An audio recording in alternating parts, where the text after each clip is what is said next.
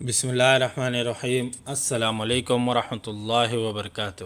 عرب Urdu Hindi news میں آپ کا خوش آمدید ہے۔ وہ خبر جس کا انتظار تمام غیر ملکیوں کو تھا، وہ خوشخبری آ چکی ہے۔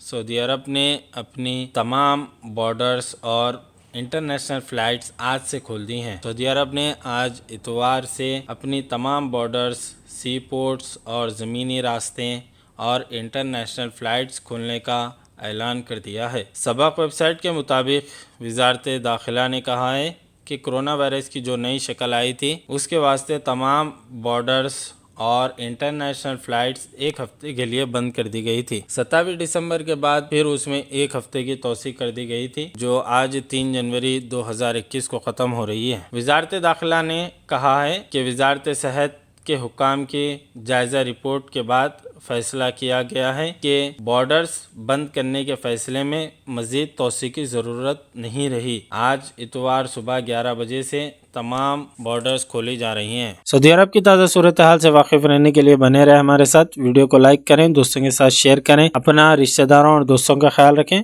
جزاک اللہ خیر۔